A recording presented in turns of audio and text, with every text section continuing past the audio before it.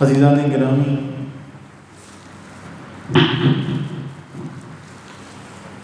آج ایک بڑا اہم موضوع ہے جس کے حوالے سے ہم تعلیمات اسلامیہ کو سمجھنے کی کوشش کریں گے۔ اللہ تعالیٰ جل وعلا نے قرآن کریم میں ہماری رہنمائی کے تمام معاملات کو اس انداز میں ذکر کیا کہ ہر دور کے، ہر علاقے کے جو لوگ ہیں وہ ان تمام ہدایات سے فائدہ اٹھا سکتے ہیں۔ اسی لیے اللہ کے نبی صلی اللہ علیہ وآلہ وسلم نے ارشاد فرمایا کہ یہ وہ کتاب ہے جو کبھی پرانی نہیں ہوگی۔ سورہ حجرات کی آیہ مبارکہ نمبر ہے 6، اور اللہ تعالیٰ ایمان والوں کو ایک نصیحت فرما رہا ہے۔ یا ایھا الذین آمنوا، اے ایمان والو، ان جاءکم فاسق بنبأ، کہ اگر تمہیں کوئی فاسق خبر دے، فتبینوا، تو اس کی خوب اچھی طرح تحقیق کر لیا کرو، اس کی خوب چھان پھٹک کر لیا کرو۔ ان تصیبوا قوما بجہالہ فتصبحوا علی ما فعلتم نادمین، ایسا نہ ہو کہ نادانی میں کسی قوم کو ایذا پہنچا دو اور پھر اپنے لیے پریشانی کا سامان پیدا کر لو۔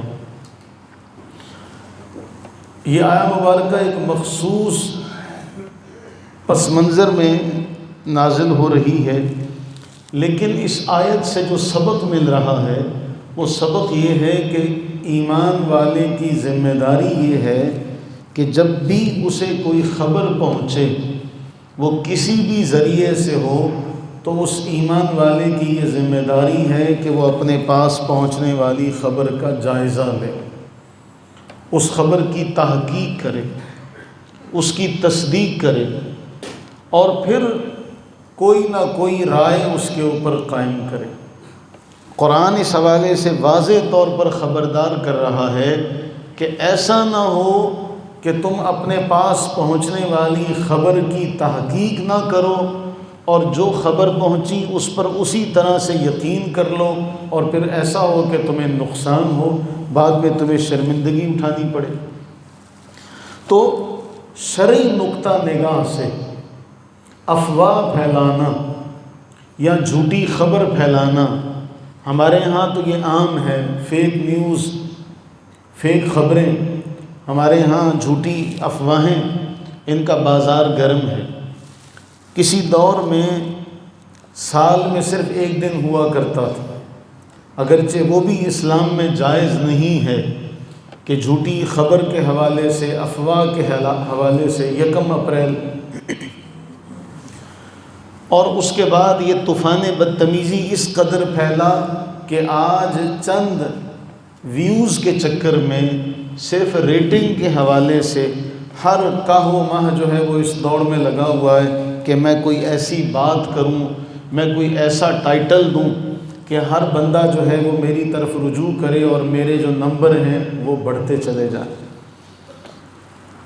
ہم آغاز دیکھتے ہیں اس بات کا کہ قرآن کریم نے اس حوالے سے کیا ہماری رہنمائی کی ہے۔ ہم آغاز دیکھتے ہیں تو آغاز میں ہمیں پتہ چلتا ہے کہ اہل کتاب کا یہ وتیرہ رہا ہے۔ اہل کتاب نے اس چیز کو بڑا اپنایا، اور قرآن کریم اس حوالے سے اہل کتاب کی جو سیاہ کاری ہے اس کو ذکر کرتا کہ ان کا یہ پروپوگنڈا اس قدر انہوں نے اس کو اونچی جگہ پر پھیلایا کہ ان کے عمل سے عام آدمی تو ایک طرف رہے، انبیاء کرام علیہم الصلاۃ والتسلیم کی ذوات مقدسہ بھی ان کے اس فتنے سے محفوظ نہ رہ سکی۔ قرآن اس حوالے سے فرماتا ہے فَفَرِيقًا كَذَّبْتُمْ وَفَرِيقًا تَقْتُلُونَ۔ ایک مختصر سے جملے میں قرآن نے ان کے اس سارے فتنے کو آشکار کر دیا کہ انبیاء کی ایک جماعت کو تم نے جھٹلا دیا اور انبیاء کی ایک جماعت کا تم نے انکار کر دیا۔ اب جھوٹی افواہ کے حوالے سے، جھوٹی خبر کے حوالے سے اہل کتاب کا جو کردار رہا ہے، ہم اس کردار کے حوالے سے قرآن کی روشنی میں وہ سارا عمل دیکھتے ہیں کہ ہم کس راستے پر کھڑے ہیں، اور اگر ہم اس راستے کو اپناتے ہیں تو کیا یہ راستہ صحیح ہے۔ ہم دیکھتے ہیں اہل کتاب نے سب سے پہلے جھوٹا الزام حضرت سیدنا عیسیٰ علیہ نبینا وعلیہ السلام اور ان کی والدہ سیدہ مریم سلام اللہ علیہا پر لگایا۔ قرآن کریم اس حوالے سے بہت واضح طور پر بیان کرتا ہے۔ جھوٹی افواہ اس حوالے سے بات ہو رہی ہے آج ہماری، کہ کسی بات کو بغیر تحقیق کے پھیلا دینا یا بغیر تحقیق کے کسی بات کو کرنا یا کسی پر جھوٹا الزام لگانا۔ قرآن بیان کرتا ہے کہ جب حضرت سیدہ مریم سلام اللہ علیہا حضرت سیدنا عیسیٰ علیہ نبینا وعلیہ السلام کو لے کر آتی ہیں تو ان کی قوم ایک جملہ کہتی ہے، یا اخت ہارون ما کان ابوک امرأ سوء وما کانت امک بغیہ، یعنی سیدہ مریم کے کردار کو داغدار کرنے کے لیے، سیدہ مریم سلام اللہ علیہا کی عزت نفس کو مجروح کرنے کے لیے انہوں نے کہا کہ تمہارا باپ بھی ایسا نہیں تھا، تمہاری ماں بھی ایسی نہیں تھی، گویا تم نے غلط کام کیا۔ اب یہ افواہ جو تھی یا الزام جو تھا، یہ انہوں نے اس قدر اس کو فروغ دیا کہ آج بھی اہل کتاب میں بعض گروہ ایسے موجود ہیں جو حضرت سیدہ مریم کے حوالے سے یہ گستاخی والا جملہ جو ہے وہ ان کی کتابوں میں ملتا ہے۔ ایک شخص بھی انہوں نے اس کے حوالے سے ذکر کیا ہوا ہے، جبکہ قرآن یہ بیان کرتا ہے کہ اللہ تعالیٰ نے عیسیٰ علیہ الصلوۃ والتسلیم کے حوالے سے بڑا واضح طور پر فرمایا، ان مثل عیسیٰ عند اللہ کمثل آدم، کہ اللہ کے ہاں عیسیٰ علیہ الصلوۃ والسلام کی مثال ایسے ہے جیسے حضرت سیدنا آدم علیہ السلام کی مثال تھی۔ خلقہ من تراب، انہیں مٹی سے پیدا کیا تھا، عیسیٰ علیہ السلام کو بغیر باپ کے پیدا کیا، لیکن اہل کتاب نے حضرت سیدہ مریم کے خلاف جھوٹی افواہ پھیلائی۔ حضرت سیدنا یوسف علیہ السلام کے حوالے سے اہل کتاب نے جھوٹی افواہ پھیلائی، ان کے اوپر الزامات لگائے۔ قرآن کریم نے ان کا ذکر کیا، كَذَلِكَ لِنَصْرِفَ عَنْهُ السُّوءَ وَالْفَحْشَاءَ، کہ اے یوسف اسی طرح ہوا، اے محبوب کریم علیہ الصلوۃ والتسلیم اسی طرح ہوا، اور ہم نے کیا کیا، یوسف علیہ الصلوۃ والتسلیم سے اس برائی کو اور اس بے حیائی کو دور کیا جو اہل کتاب نے ان پر لگائی ہوئی تھی۔ آگے چلیں تو حضرت سیدنا ابراہیم علیہ السلام کے حوالے سے یہ افواہ تھی، یہودی کہتے تھے کہ ابراہیم یہودی ہیں، نصرانی کہتے تھے کہ ابراہیم علیہ السلام نصرانی ہیں۔ قرآن نے ان کی اس جھوٹی بات کا یوں رد کیا کہ ما کان ابراہیم یہودی ولا نصرانیہ، کہ ابراہیم علیہ السلام تو نہ یہودی تھے نہ نصرانی تھے، یہ تو بعد میں آئے، ابراہیم علیہ السلام تو ان سے پہلے دنیا میں آئے تھے، تو جو ان سے بھی پہلے دنیا میں آ کر چلا گیا ہو اس کو کیسے یہ کہہ سکتے ہیں کہ یہ یہودی تھے یا عیسائی تھے۔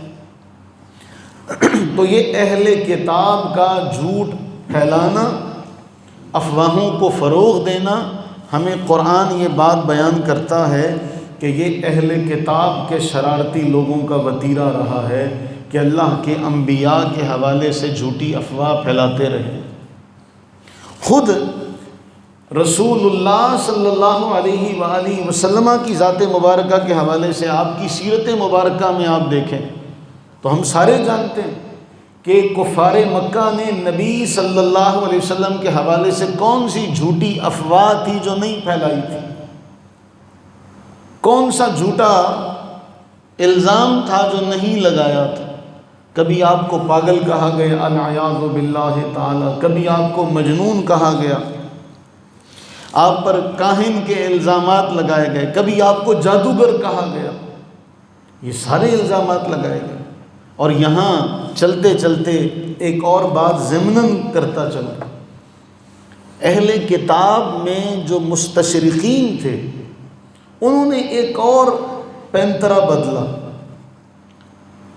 انہوں نے پینترا یہاں پر یہ بدلا، اس وار کو اس طرح سے کیا کہ انہوں نے کہا یہ تو مشہور کر دو کہ محمد الرسول اللہ صلی اللہ علیہ وسلم انسان ہونے کی حیثیت سے کامل انسان، آپ میں کوئی معاملہ نہیں، لیکن نبی نہیں ہو سکتے۔ یعنی انہوں نے کہا کہ ان کو مانو، ان کو بحیثیت انسان، بحیثیت مدبر، مفکر، دانشور تسلیم کرو، لیکن بحیثیت نبی ان کو تسلیم نہ کرو۔ اب مسلمان کیا ہوگا؟ مسلمان اس جھانسے میں آئیں گے، دیکھو جی فلاں کافر بھی حضور علیہ السلام کی تعریف کر رہا، فلاں غیر مسلم بھی حضور علیہ السلام کی تعریف کر رہا۔ وہ تعریف اس ضمن میں کر رہے ہیں تاکہ ہماری ہمدردیاں حاصل کر سکیں۔ وہ صرف آپ کو انسان ہونے کے ناطے سے، ایک اچھا شخص ہونے کے ناطے سے مانتے ہیں، نبی ہونے کے ناطے سے آپ کی نبوت کا اقرار نہیں کرتے۔ یہ ان کا ایک ایسا جال ہے جس جال میں ہمارے اکثر سادہ لوگ پھنس گئے۔ اسی لیے آپ کو نبی صلی اللہ علیہ وسلم کی تعریفات اور آپ کے قصائد، آپ کی نعت غیر مسلموں کی زبان سے سننے کو ملے گی کہ وہ غیر مسلموں نے ایک جال ایسا بنا کہ رسول اللہ صلی اللہ علیہ وسلم ان کے تو رسول ہیں، لیکن ان مسلمانوں کی ہمدردیاں سمیٹنے کے لیے ان کے انسان ہونے کے ناطے تعریف کرتے رہو تاکہ مسلمان ہمارے گرویدہ ہو جائیں گے کہ ہم ان کے نبی کی تعریف کر رہے ہیں، لیکن بحیثیت رسول ماننے کو وہ لوگ تیار نہیں تھے۔ جبکہ آپ سارے جانتے ہیں، اگر یہ مقدمہ آپ کے سامنے رکھا جائے، اگر کوئی شخص محمد بن عبداللہ کی حیثیت سے آپ کو لاکھ بار، کروڑ بار مانتا رہے، محمد الرسول اللہ کی حیثیت سے آپ کا اقرار نہ کرے، تو کیا وہ شخص صحیح ہو سکتا؟ کیا آپ اس شخص کو صحیح تسلیم کریں گے؟ اہل کتاب نے یہاں یہ وار بھی کھیلا کہ جب انہوں نے دیکھا کہ آپ کو جادوگر کہا جائے، آپ کو ساحر اور کاہن کہا جائے تو ثابت نہیں کیا جا سکتا، تو انہوں نے اس کو دوسرے طریقے سے اپنایا۔ یوں رسول اللہ صلی اللہ علیہ وسلم کے حوالے سے ساری باتیں انہوں نے تسلیم کر لی، پھر کہا یہ جو کتاب ہے ٹھیک ہے، لیکن یہ کتاب منزل من اللہ نہیں ہے۔ افواہوں کا رخ بدلتا چلا گیا، ہر دور میں افواہ کا رخ بدلتا چلا گیا۔ قرآن کریم اس حوالے سے بہت واضح طور پر بیان کرتا ہے کہ اے ایمان والو، اگر تمہارے پاس کوئی فاسق خبر لے کر آتا ہے اس کی تحقیق کر لو۔ سبق ہے ہمارے لیے، ہم اس موضوع میں آگے چلیں۔ جنگ احد میں کیا ہوا تھا؟ کفار اور منافقین کی طرف سے یہ افواہ اڑا دی گئی کہ محمد الرسول اللہ صلی اللہ علیہ وسلم کو العیاذ باللہ تعالی شہید کر دیا گیا، قتل کر دیا گیا۔ یہ افواہ پھیلائی گئی۔ اب آپ پیچھے سے چلتے چلے آ رہے ہیں، اہل کتاب نے یہ کام کیا، اہل کتاب کے شرارتی لوگ انبیاء کرام علیہ السلام کے حوالے سے یہ کام کرتے رہے۔ اس کے بعد کفار جو مکہ کے کفار تھے انہوں نے رسول اللہ علیہ السلام کے حوالے سے یہ کام کیا کہ جھوٹی افواہ پھیلائی، کسی نے آپ کو جادوگر کہا، کسی نے آپ کو کاہن کہا۔ اور بڑا مشہور واقعہ ہم نے کئی بار پڑھا ہے، آپ کو یاد آ جائے گا، حضرت سیدنا زماد رضی اللہ تعالیٰ عنہ جو علاج کیا کرتے تھے، جب مکہ آئے تو انہوں نے کیا مشہور کیا ہوا تھا، کوئی اس کی بات نہ سنے، اس لیے کہ یہ شخص جادوگر ہے، یہ شخص مجنون ہے۔ اور انہوں نے پھر کیا کیا، اپنے کان بند کیے ہوئے تھے کہ مبادا کہیں اس شخص کی جو مدعی نبوت ہے اس کی آواز میرے کانوں میں نہ پڑ جائے۔ اللہ تعالیٰ جس کو نوازنا چاہے، زماد کے دل میں یہ بات آئی کہ کیوں نہ ایسا کیا جائے، میں سنوں تو صحیح یہ کیا کہتا ہے۔ میں سنوں تو صحیح یہ کہتا کیا ہے۔ رسول اللہ علیہ السلام کی خدمت اقدس میں حاضر ہوئے، جی میں علاج معالجہ کرتا ہوں، میرا علاج بڑا مشہور ہے، آپ کی قوم والے آپ کے بارے میں کہتے ہیں کہ آپ بھی اس طرح کے ہیں، تو میں نے سوچا کہ میں آپ کا علاج کیوں نہ کروں۔ اللہ کے نبی صلی اللہ علیہ وسلم نے اپنا خطبہ ارشاد فرمایا تھا، وہ خطبہ کیا ہے؟ اللہ کی حمد و تعریف اور توصیف پر مبنی ہے۔ وہ جملے، وہ کلمات کہ تمام کی تمام خوبیاں اللہ کے لیے، ہم اسی سے مدد طلب کرتے ہیں، اسی کی حمد کرتے ہیں، ہم اسی کی پناہ میں آتے ہیں۔ یہ کلمات کیا تھے؟ یہ کانوں کے راستے اس کے دل کے اندر اترتے چلے گئے۔ اس نے کہا دوبارہ پڑھیے، آپ نے دوبارہ پڑھے۔ اس نے کہا اور سہبارہ پڑھیے، آپ نے تیسری بار پڑھے۔ تو وہ شخص جو آپ کا علاج کرنے کا دعوے دار تھا، وہ کلمہ پڑھ کر حلقہ بگوش اسلام ہوا۔ تو اہل کتاب نے افواہوں کا بازار شروع سے گرم رکھا، ان کے راستے پر پھر کفار مکہ چلے، اور کفار مکہ نے پھر جنگ احد میں کیا مشہور کیا کہ محمد الرسول اللہ صلی اللہ علیہ وآلہ وسلم کو والعیاذ باللہ قتل کر دیا گیا۔ قرآن نے پھر اس حوالے سے مسلمانوں کو کیا فرمایا؟ وما محمد الا رسول، محمد صلی اللہ علیہ وآلہ وسلم تو اللہ کے رسول ہیں۔ قد خلت من قبلہ الرسل، کئی رسول ان سے پہلے گزر چکے ہیں۔ افإن مات او قتل، کیا اگر یہ شہید ہو جائیں، ان کا انتقال ہو جائے، یہ قتل کر دیے جائیں، تو کیا تم دین سے پھر جاؤ گے؟ یہاں رک کر ایک بات عرض کروں، اسلام میں شخصیات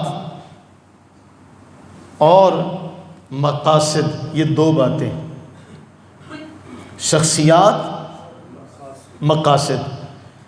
اسلام نے سبق یہ دیا کہ مقصد جو ہے اس کو کبھی بھی بھولنا نہیں ہے۔ قرآن نے بڑا واضح طور پر بیان کیا کہ محمد صلی اللہ علیہ وآلہ وسلم اللہ کے رسول ہیں، ان سے پہلے بھی کئی رسول آئے اور اس دنیا سے چلے گئے، انہوں نے بھی آخر کار جانا ہے، تو کیا تم دین سے پھر جاؤ گے؟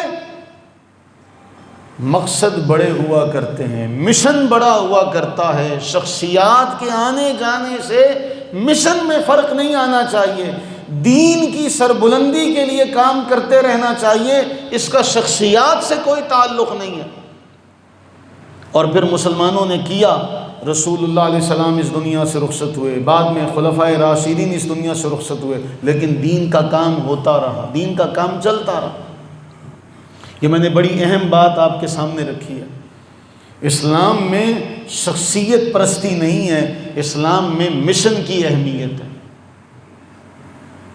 کہ ہم دیکھیں کہ ہم کیا کام کر رہے ہیں۔ اللہ تعالیٰ نے محبوب کریم علیہ السلام کے حوالے سے بڑا واضح طور پر صحابہ سے فرمایا، افإن مات او قتل، اگر یہ طبعاً اس دنیا سے چلے جائیں یا ان کو شہید کر دیا جائے، انقلبتم، تو تم دین سے پھر جاؤ گے۔ وَمَن يَنْقَلِبْ عَلَىٰ عَقِبَيْهِ فَلَن يَضُرَّ اللَّهَ شَيْئًا، سنو جو دین سے پھرا وہ اللہ کا کچھ بگاڑ نہیں سکے گا۔ اور اس موقع پر تقریر ہے، سیدنا صدیق اکبر رضی اللہ تعالیٰ عنہ اور سیدنا عمر فاروق رضی اللہ تعالیٰ عنہ کا مکالمہ ہے، اور وہ تاریخ ساز جملے ہیں۔ جو اللہ کی عبادت کرتا تھا، سن لو وہ حی ہے، لا یموت ہے، تو ہم کس کی عبادت کرتے ہیں؟ مشن ہمیں دیا گیا۔ تو اچھا خیر، ہم جس موضوع پر چل رہے تھے کہ جھوٹی افواہ پھیلائی گئی، آگے چلیں۔ حضرت سیدنا اما عائشہ، سیدتنا اما عائشہ صدیقہ ام المومنین، سیدتنا اما عائشہ صدیقہ رضی اللہ تعالی عنہ کی ذات مبارکہ پر الزام لگایا۔ کس نے لگایا تھا؟ منافقوں کی طرف سے۔ کتنی بڑی تہمت تھی جو آپ کی ذات مبارکہ پر لگائی گئی۔ جھوٹی افواہ، الزام، کسی کی طرف جھوٹ کی نسبت کرنا، بغیر تحقیق سنی سنائی بات کو آگے منتقل کرنا، اور ایسا معاملہ ہوا کہ اماں عائشہ صدیقہ رضی اللہ تعالی عنہ کو اپنے والد گرامی حضرت صدیق اکبر رضی اللہ تعالی عنہ کے گھر جانا پڑا۔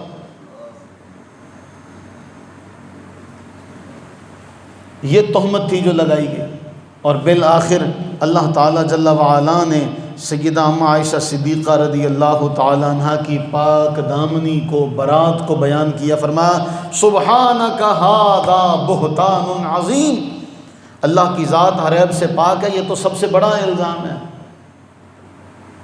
یہ تو سب سے بڑا الزام ہے جو سیدہ اماں عائشہ صدیقہ رضی اللہ تعالی عنہ پر لگایا گیا۔ یہ سلسلہ آپ دیکھیے یہاں رکا نہیں، ایک اور بڑی بات تھی، ایک اور بڑی بات، افواہ معاشرے کے اندر بے چینی پھیلانے کے لیے، ایک ہائپ کریٹ کرنے کے لیے افواہ پھیلائی جاتی ہے۔ پھیلانے والے کو بھی نہیں پتہ ہوتا کہ اس کا نقصان کتنا بڑا ہوگا، وہ صرف اپنی ریٹنگ کے چکر میں کہ میری ویڈیوز کو لائکس مل جائیں، دیکھنے والے لوگ مل جائیں، یا میری خبر کو پڑھنے والے لوگ مل جائیں۔ اور ایسا ہوا تھا، میں اس حدیث سے پہلے لاہور میں ایک ایسا واقعہ پیش آیا تھا، کوئی بیچارہ مظفر گڑھ یا ڈیرہ غازی خان کا کوئی رہنے والا شخص تھا جو لاہور گیا تھا کسی میلے پر، کسی پارک میں، بدقسمتی کہہ لیں کہ وہاں بم دھماکہ ہوا۔ اس بم دھماکے میں وہ جو شخص تھا وہ شہید ہو گیا، اس کا سر دھڑ سے الگ ہو گیا۔ میڈیا سارا کا سارا یہاں لگ پڑا کہ یہ خودکش بمبار ہے، یہ خودکش بمبار ہے، یہ خودکش بمبار ہے۔ 4 دن تک یہ طوفان بدتمیزی بپا رہا، 4 دن تک اس شخص کا جتنے بھی خاندان والے تھے سارے علاقہ چھوڑ کے چلے گئے۔ ان کو ان کے علاقے والوں نے کیا کہا ہوگا؟ میں یہ مثال دے کر آپ کو پیچھے لے کر جاؤں گا، پھر سوچئے ذرا، وہ تمہارا بھائی، وہ تمہارا چچا، وہ تمہارا ماما، وہ تمہارا عزیز تھا، وہ خودکش بمبار تھا۔ 4-5 دن تک ہر چینل پر یہ خبر چلی، اور اس کے بعد پھر کسی کو اللہ نے ہدایت دی، تحقیق ہوئی تو پتہ چلا کہ یہ شخص تو بے گناہ تھا، یہ تو ویسے ہی یہاں پر آیا تھا۔ لیکن ہمارے ملک کا لا قانونیت کا راج اتنا ہے کہ یہاں کوئی زیادتی کر کے معافی مانگنے کا بھی روادار نہیں۔ مہذب ملکوں میں، مہذب علاقوں میں اس پر ہرجانے کا مقدمہ کیا جاتا ہے کہ اس نے میری عزت کو پامال کیا، لہٰذا اس کو جرمانہ عائد کیا جائے۔ ہمارا تو معاشرہ مہذب ہی نہیں ہے، کسی نے معافی نہیں مانگی، وہ 4-5 دن کے بعد وہ جو بے عزتی ان کی ہونی تھی، اس کے ہونے کے بعد پھر میڈیا نے کہا نہیں یہ تو کوئی اور شخص تھا۔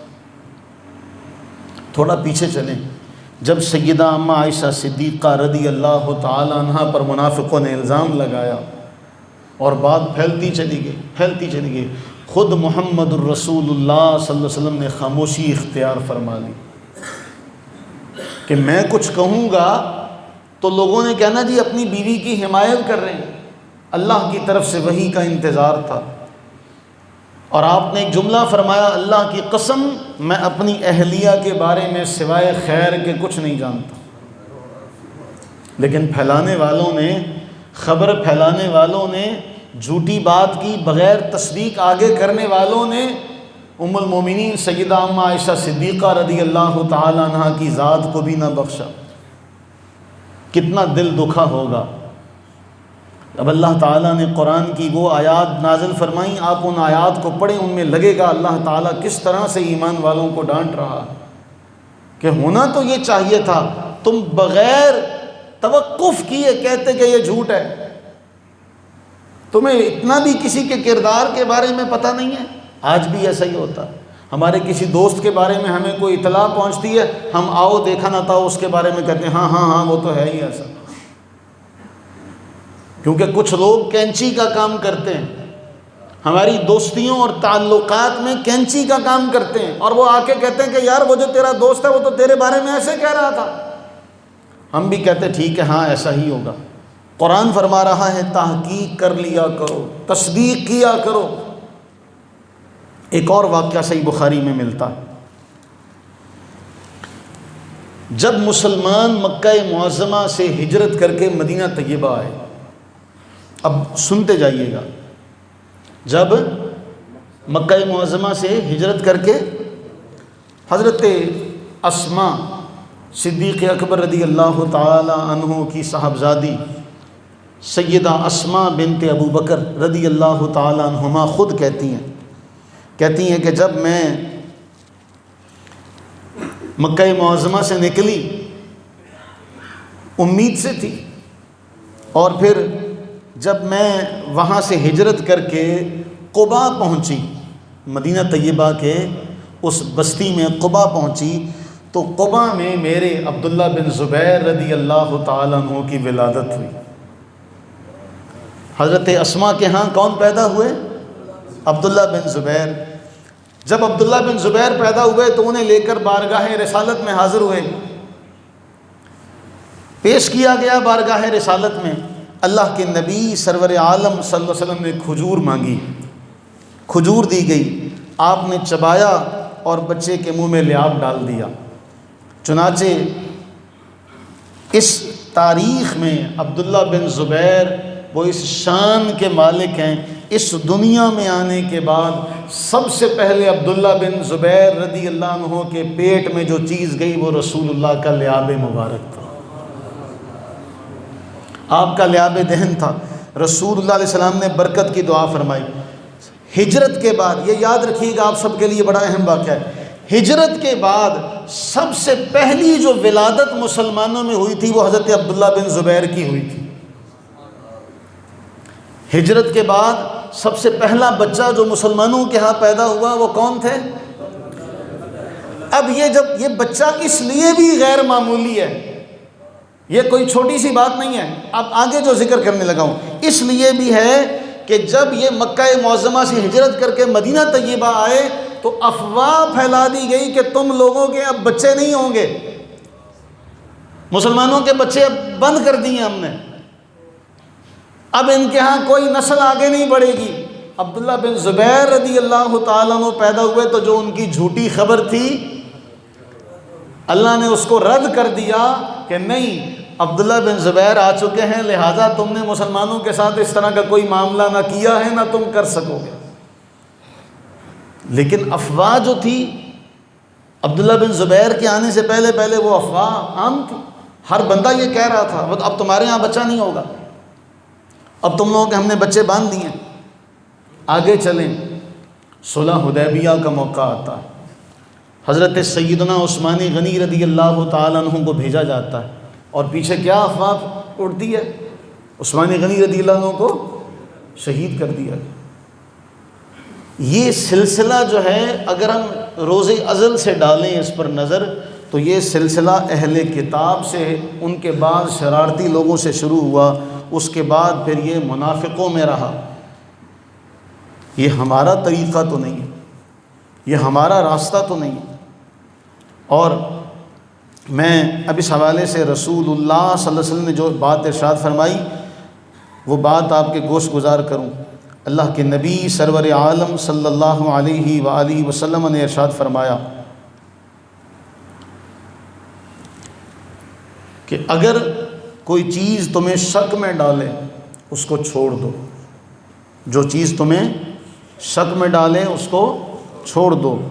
اور ایک اور اس حوالے سے بات، صحیح مسلم کی حدیث، اس سارے معاملے کا آپ کو لب لباب فرمایا، ان العبد لیتکلم بالکلمہ، ایک آدمی اپنی زبان سے ایک جملہ نکالتا اور یہ نہیں سوچتا اس جملے کا نقصان کتنا ہوگا، اس جملے سے معاشرے پر اثر کیا پڑے گا، یہ جملہ نفاق فساد کس قدر پھیلائے گا، وہ یہ نہیں سوچتا۔ فرمایا اس کی وجہ سے وہ جہنم کے گڑھے میں اتنی دور تک گرتا چلا جاتا ہے، اتنی دور تک گرتا ہے جتنا مشرق اور مغرب کا فاصلہ، جتنا مشرق اور مغرب کا۔ یہ صحیح مسلم کی حدیث ہے، اور صحیح مسلم کی ہی ایک اور حدیث ہے، اللہ کے نبی سرور عالم صلی اللہ علیہ وسلم نے یہ فرمایا تھا کہ ایک آدمی جو ہے، یہ کسی آدمی کا مذمت کے لیے یہی کافی ہے کہ وہ جھوٹا مشہور ہو جائے۔ فرمایا کفا بالمرء کذبا ان یحدث بکل ما سمع، آدمی کے جھوٹا ہونے کے لیے یہی کافی ہے کہ وہ ہر سنی سنائی بات آگے بیان کرے۔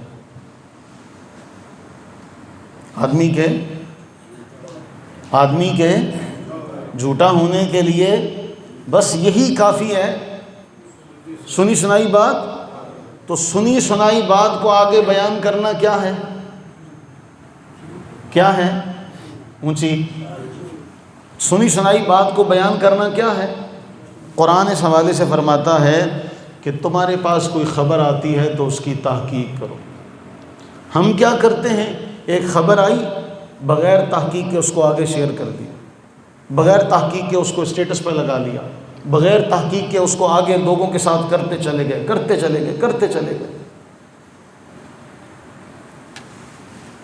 اور جب ہمیں کسی نے آگاہ کیا، یار یہ تو اب آگے تک پھیل گئی ہے بات، اس پہ کیا کیا جائے؟ میں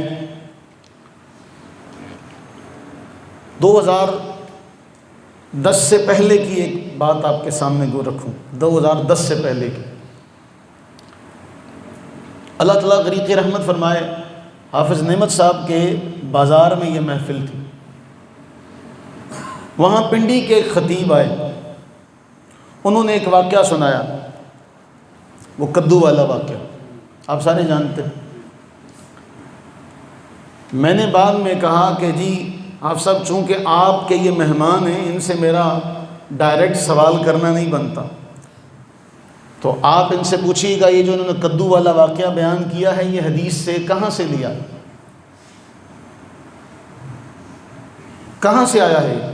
ہمارے ہاں ایسے بہت سے واقعات ہیں، نہ سنانے والے تحقیق کرتے ہیں نہ سننے والے تحقیق کرتے ہیں۔ مثلا الفاظ بھی مشہور ہیں، الصلاۃ معراج المومنین، کہ نماز،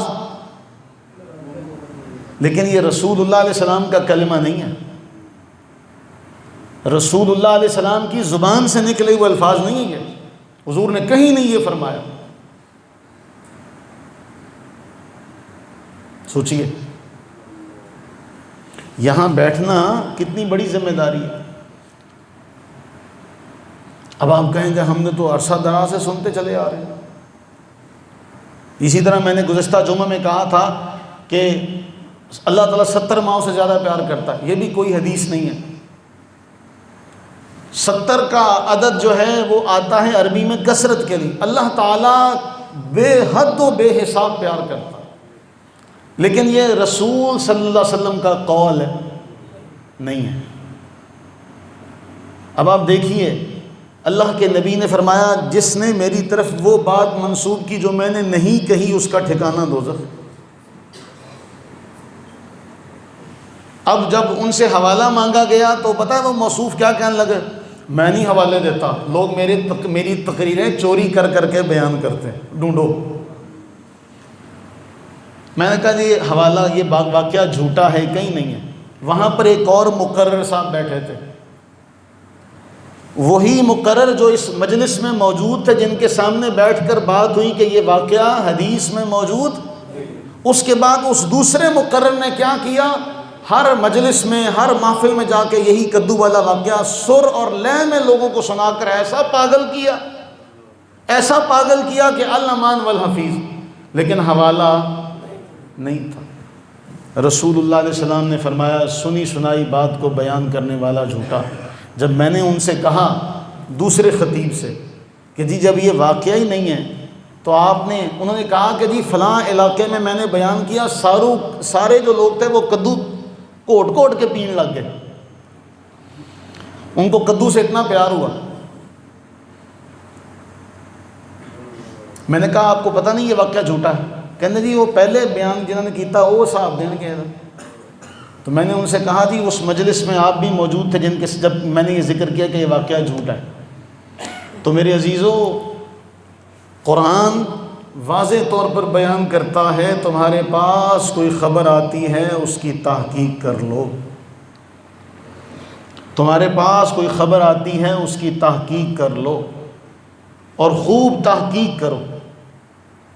ہمارے ہاں بہت سے واقعات ہیں جو مشہور ہیں لیکن جن کا اصلیت میں وجود تک نہیں ہے، لیکن ایک پوری نسل، میں کیا کروں اس منبر پر بیٹھنے والے لوگوں کی غفلت کا، کہ انہوں نے بھی بے سوچے سمجھے وہ واقعات ایسے بیان کیے کہ وہ ایک پوری نسل ہماری ان واقعات کو سن کے جوان ہوئی، اکثر ان واقعات کو سنتے سنتے اس دنیا سے چلی گئی۔ اب ان بیچاروں کا تو کوئی قصور نہیں ہے، بیان کرنے والوں کا قصور ہے۔ لیکن بہر طور جو میرا مقصد ہے اس موضوع کا کہ بھئی آپ کے پاس کوئی خبر آتی ہے، خصوصاً آپ میں جو سوشل میڈیا استعمال کرنے والے بچے ہیں، آپ میں سے جو لوگ فیس بک استعمال کرتے ہیں، آپ کیا کرتے ہیں؟ آپ اس کو شیئر کر دیتے ہیں۔ اور اللہ کے نبی علیہ السلام نے کیا فرمایا؟ ایک آدمی اپنی زبان سے ایک بات نکالتا ہے، یہ نہیں سوچتا یہ کتنی پھیلے گی، اس کا نقصان کیا ہوگا، اس ایک بات کی وجہ سے وہ جہنم میں اتنی دور تک جاتا ہے جتنا فاصلہ مشرق اور۔ آپ کی ذمہ داری ہے کہ آپ اس کا سورس جو ہے اس کا تعین کریں۔ موجودہ دور میں ہر چیز جو ہے وہ ایڈٹ ہو کے آپ کے سامنے آ رہی ہے۔ آپ بیانات کے حوالے سے دیکھیں، ایک بیان ہوتا ہے اس کو ایسا کاٹ کاٹ کر ایسا ملا دیا جاتا ہے کہ آپ خود حیران ہوں گے آپ نے یہ بات کہی تھی۔ تو میرے عزیزو، ہماری روزمرہ زندگی میں بھی ایسا ہی ہوتا ہے، ہم تک کوئی بات پہنچتی ہے ایسے ہوئی نہیں ہوتی، جب وہ ایک دو بندوں سے وہ بات ہوتے ہوتے آگے جاتی ہے وہ بات بدل جاتی ہے، اور اس بات کے بدلنے کے بعد ہم تک جو بات پہنچتی ہے نہایت بھیانک اور کری صورت میں پہنچتی ہے، اور ہم کیا کرتے ہیں؟ بغیر تحقیق کے اس بات کو اپنا لیتے ہیں اور دوسرے کے بارے میں بدگمان ہو جاتے ہیں۔ کئی رشتہ داریاں، کئی دوستیاں، کئی تعلق، کئی گھر اس بات کی وجہ سے تباہ و برباد ہوتے ہوئے معاشرے میں آپ نے بھی دیکھے ہوں گے، ہم نے بھی دیکھے، صرف ایک غلط خبر کی وجہ سے۔ تو خدارا قرآن کا فیصلہ ہے، اگر تمہارے پاس کوئی بات پہنچتی ہے اس کی تحقیق کرو۔ آیا وہ بات ایسے ہی ہوئی ہے؟ آپ کے سامنے آ کر ایک دوست یا کوئی آپ کا محسن کوئی بات کرتا ہے کہ جی فلاں آدمی نے آپ کے بارے میں ایسے کہا، تو آپ کی ذمہ داری یہ بنتی ہے کہ وہیں اس کا منہ بند کریں کہ تو یہ بات اس کے منہ پر کہہ سکتا ہے؟ تو جو مجھے بتانے آیا ہے کہ فلاں تیرے بارے میں ایسے کہہ رہا ہے، کیا تو اس کے منہ پر یہ بات کہہ سکتا ہے؟ پھر پتہ ہے کیا کہیں گے؟ نہیں، میں تمہیں بتا رہا ہوں، میرا نام نہ بیچ میں آنے پائے۔ ہمارے ساتھ اکثر ایسا ہوتا ہے۔ تو لہٰذا تعلقات خراب ہوتے ہیں، رشتہ داریاں ٹوٹتی ہیں، جبکہ دین کیا کہتا ہے؟ دین کہتا ہے صلح کروانے کے لیے تو جھوٹ بولنا بھی جائز ہے، کسی کے درمیان محبتیں قائم کرنے کے لیے تو جھوٹ بھی بولا جا سکتا ہے، لیکن طوریتاً مشروط طور پہ، وہ اب اس کی وقت اجازت نہیں دیتا اس کی تشریح میں جاؤں، لیکن باہر طور کہ ہمارے پاس کوئی بات پہنچتی ہے، اور موجودہ دور میں کوئی ویڈیو آ گئی، وہ پرانی ویڈیوز بھی آ جاتی ہیں، اب یہ نہیں پتہ ہوتا کہ یہ نئی ہیں یا پرانی ہیں، اسے دیکھے بغیر ہم شیئر کرتے چلے جاتے ہیں۔ اس لیے موجودہ دور اس بات کا متحمل نہیں ہے کہ آپ ایسی باتوں کو بغیر تحقیق کے شیئر کریں، بغیر تحقیق کے آپ ایسی باتوں کو آپ شیئر کریں تو یہ آپ کے لیے مناسب نہیں ہے۔ اس لیے ایسا کریں کہ تحقیق کریں۔ آخری ایک حدیث اس حوالے سے بڑی اہم ہے، صحیح بخاری کی۔ اللہ کے نبی سرور عالم صلی اللہ علیہ وآلہ وسلم نے فرمایا، لوگوں، دشمن کے ساتھ جنگ کی خواہش اور تمنا دل میں نہ کرو۔ لوگوں کے ساتھ جنگ کی خواہش اور تمنا دل میں نہ کرو، بلکہ اللہ سے امن اور عافیت کی دعا مانگا کرو۔ اللہ سے کیا مانگا کرو؟ امن اور اللہ تعالی، ہاں جب تمہارا دشمن سے سامنا ہو جائے تو پھر اب صبر اور استقامت سے کھڑے رہو، اس لیے کہ جنت تلواروں کے سائے تلے۔ لیکن پہلے آپ نے مانگنے سے منع کیا۔ ہمارے ہاں کیا ہو رہا ہے؟ ہمارے ہاں ہر آدمی جو ہے وہ نئے نئے کوئی میسیجز کس قسم کے وہ پھیلا رہا ہے، شیئر کر رہا ہے۔ اللہ سے عافیت مانگی جائے، اللہ سے پناہ مانگی جائے۔ دیکھا ہمارے ان بڑوں نے کیا کیا معاملات ہمارے لیے کیسے کیسے جال بچھائے ہوئے ہیں۔ غزہ بھول گئے نا، سارے بھول گئے نا غزہ۔ میڈیا کے چینلز پر، اخبارات میں، نیوز پر، سوشل میڈیا پر کہیں آپ کو غزہ نظر آیا؟ کیسے آپ کی توجہ جو ہے وہ غزہ سے ہٹا کر کہیں اور لگا دی گئی۔ ایسے ہی ہوتا ہے، ایسے ہی ہوتا، اور ہم جذبات میں آ کر اصل معاملے اور اصل مدعا کو ہمیشہ جو ہے وہ دور کرتے رہے۔ اللہ کے نبی علیہ الصلوۃ والسلام ایک دعا مانگا، یا اللہ مجھے اشیاء